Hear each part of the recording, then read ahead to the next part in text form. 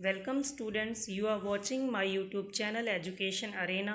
Students, आज का जो ये वीडियो है वो आरबीएसई 10th क्लास के स्टूडेंट्स के लिए है जिनका सोशल साइंस का एग्ज़ाम अभी कुछ ही दिनों में होने वाला है।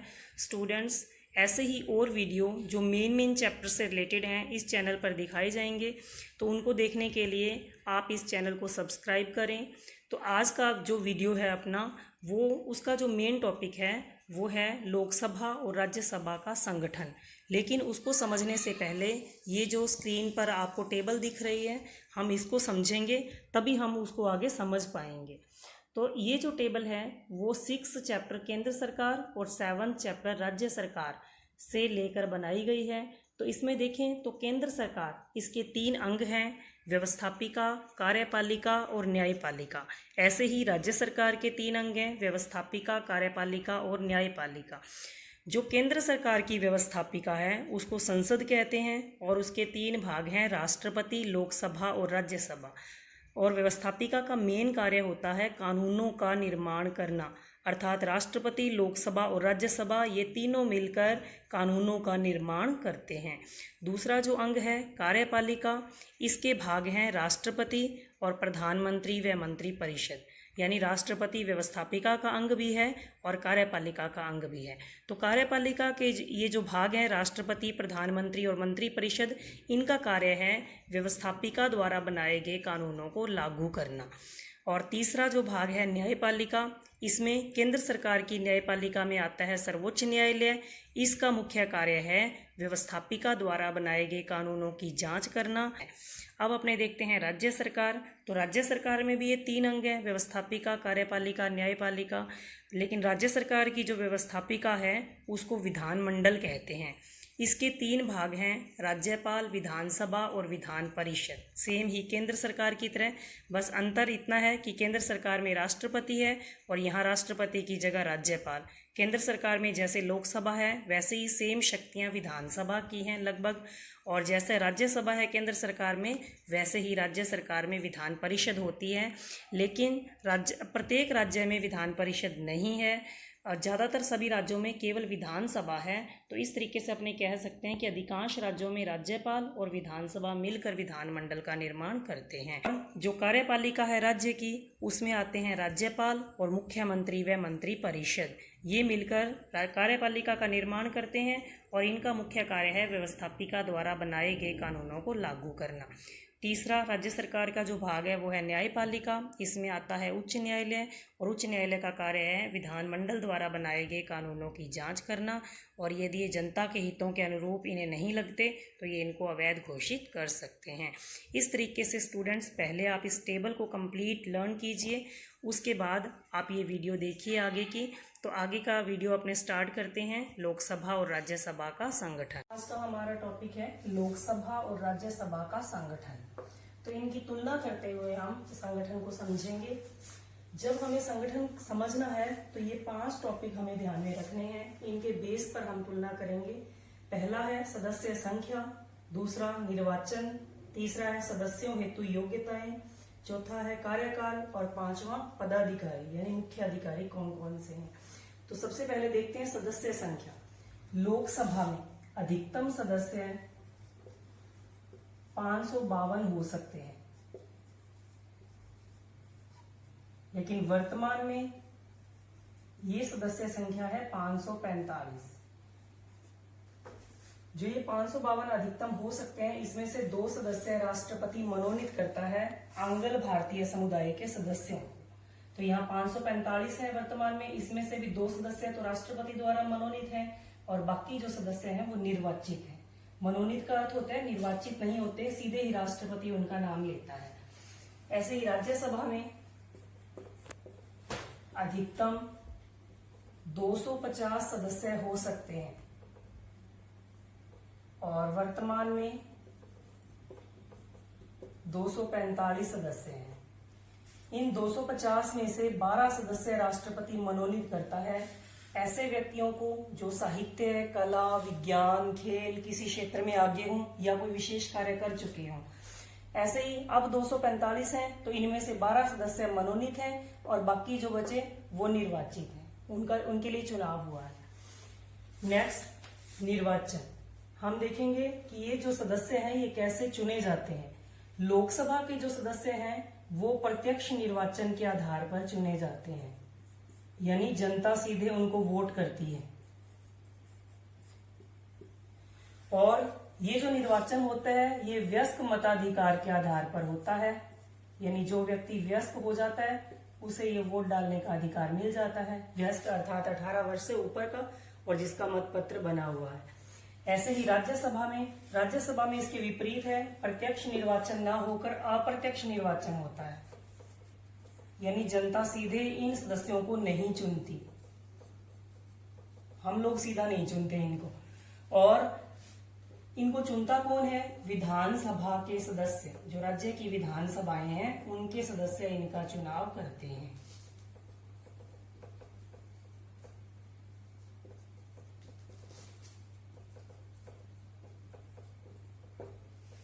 नेक्स्ट, सदस्यों के लिए योग्यताएं, यानी अगर किसी ने लोकसभा का सदस्य बनना है या राज्यसभा का सदस्य बनना है तो उसमें कौन सी योग्यताएं होनी चाहिए।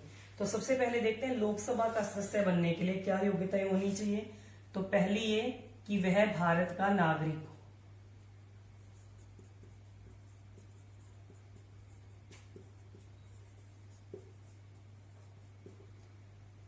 दूसरी कि वो न्यायालय द्वारा पागल या दिवालिया घोषित ना हो।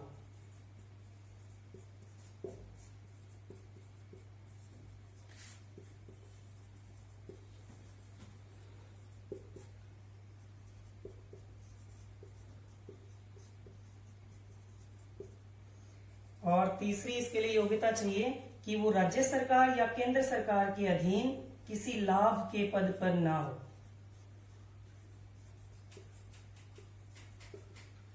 चौथी योग्यता आयु के बारे में ध्यान रखनी है कि उसकी आयु न्यूनतम 25 वर्ष हो।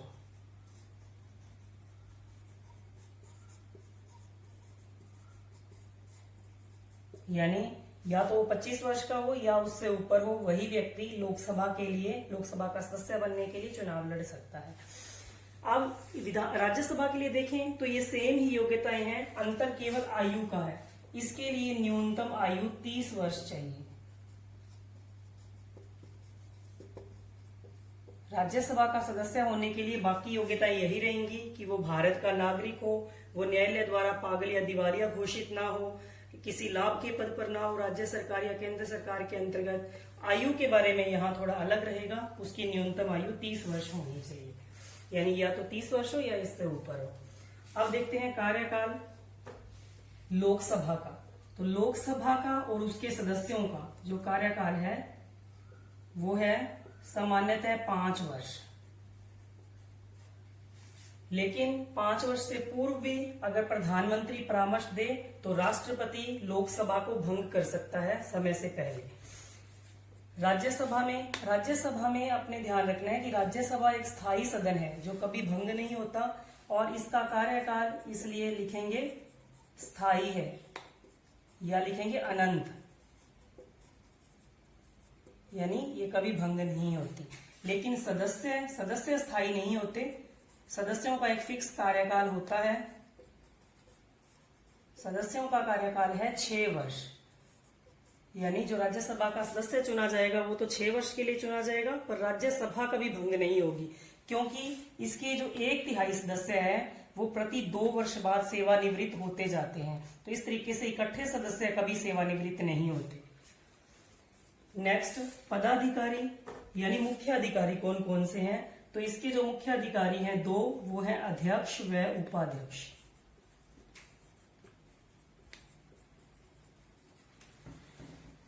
इन दोनों पदाधिकारियों को ये जो लोकसभा के सदस्य हैं ये आपस में से चुनते हैं, बीच में से, जैसे कि क्लास में कोई मॉनिटर चुना जाता है अपने अंदर से, वैसे इनको चुना जाता है अध्यक्ष और उपाध्यक्ष को। और इनका जो कार्यकाल है वो लोकसभा के साथ ही रहता है 5 वर्ष का। अब राज्यसभा में देखें तो राज्यसभा के जो मुख्य पदाधिकारी हैं 2, उनको नाम दिया गया है सभापति व उपसभापति।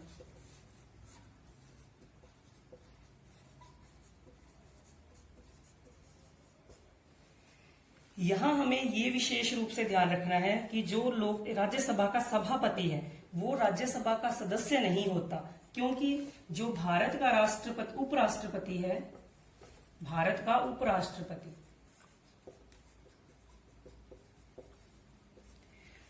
ये राज्यसभा का पदेन सभापति होता है। उपराष्ट्रपति के लिए तो अलग से इलेक्शन होते ही हैं। जैसे ही कोई व्यक्ति उपराष्ट्रपति बनता है तो वो अपने आप ही राज्यसभा का सभापति भी बन जाता है, तो इसलिए इसको पदेन सभापति बोला जाता है। और जो उपसभापति है ये इसके अंदर से ही चुना जाता है, यानी ये जो सदस्य है अपने अंदर से ही उपसभापति चुनेंगे, लेकिन सभापति बाहर का व्यक्ति यानी उपराष्ट्रपति होगा। तो इसी तरीके से इनके कार्यकाल भी, उपराष्ट्रपति है तो 5 वर्ष के लिए चुना जाता है, तो इसका कार्यकाल तो 5 वर्ष रहेगा। लेकिन उपसभापति जो है वो क्या है, इसके अंदर से ही है सदस्यों में से, तो सदस्यों का कार्यकाल अपने देखा है 6 वर्ष है, इसलिए इसका कार्यकाल भी 6 वर्ष है। तो यहाँ थोड़ी सी ये बात अलग है कि सभापति का कार्यकाल 5 वर्ष रहता है। अब हमने लोकसभा और राज्यसभा की जो संगठन है उसको तुलनात्मक रूप से समझ लिया है, लेकिन क्वेश्चन अलग से भी आ सकता है कि लोकसभा के संगठन को समझाइए अथवा राज्यसभा के संगठन को समझाइए। तो जिसने ये समझ लिया है वो अलग से भी लिख सकता है। जैसे लोकसभा का संगठन पूछा जाएगा तो आप ये चीजें लोकसभा की बताएंगे, सदस्य संख्या लोकसभा की, निर्वाचन उसका कैसे होता है, प्रत्यक्ष निर्वाचन, वयस्क मताधिकार के आधार पर, सदस्यों हेतु योग्यताएं क्या है, ये सभी योग्यताएं आ जाएंगी। आयु उसमें 25 वर्ष आ जाएगी न्यूनतम। कार्यकाल यह आ जाएगा लोकसभा का सामान्यतः 5 वर्ष। फिर अपने बताएंगे कि समय से पूर्व भी प्रधानमंत्री के परामर्श से राष्ट्रपति इसको भंग कर सकता है। पदाधिकारी इसके हो जाएंगे अध्यक्ष और उपाध्यक्ष, जिनका कार्यकाल सामान्यतः इसके साथ रहता है 5 वर्ष। जब अपने से राज्यसभा का संगठन पूछा जाए तो अपने ये चीजें डिटेल में लिख देंगे, इस तरीके से जो अंतर यहाँ पर दिखाई पड़ रहा है।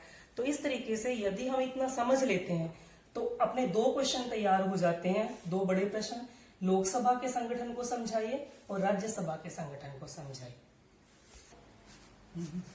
अब कई बार छोटे प्रश्न में ये पूछ लिया जाता है कि लोकसभा अध्यक्ष के कार्य अथवा शक्तियां क्या हैं, तो वो भी अपने को ध्यान में रखना है, वो अपने देखते हैं। लोकसभा का जो अध्यक्ष है वो क्लास के मॉनिटर की भांति होता है। जैसे मॉनिटर क्लास में शांति व्यवस्था बनाए रखने का कार्य करता है, वैसे इसका कार्य है कि सभा में शांति व अनुशासन बनाए रखना, ये इसका मेन कार्य है।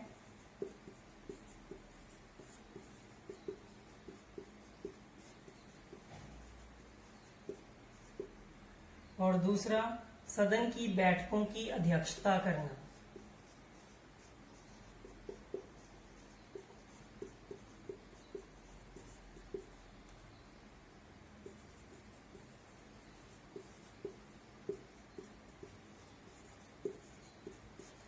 अध्यक्ष का तीसरा कार्य है सदन के नेता के परामर्श से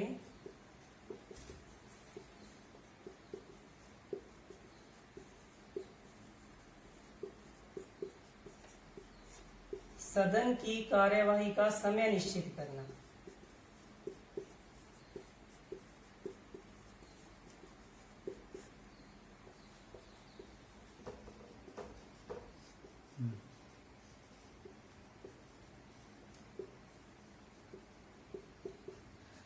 यहां सदन के नेता से तात्पर्य है प्रधानमंत्री।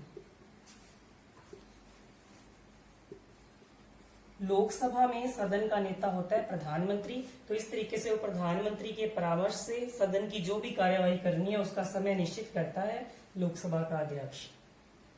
चौथा जो इसका कार्य है सबसे मुख्य है, ये इसका कार्य है कोई विधेयक धन विधेयक है या नहीं इसका निर्णय करना।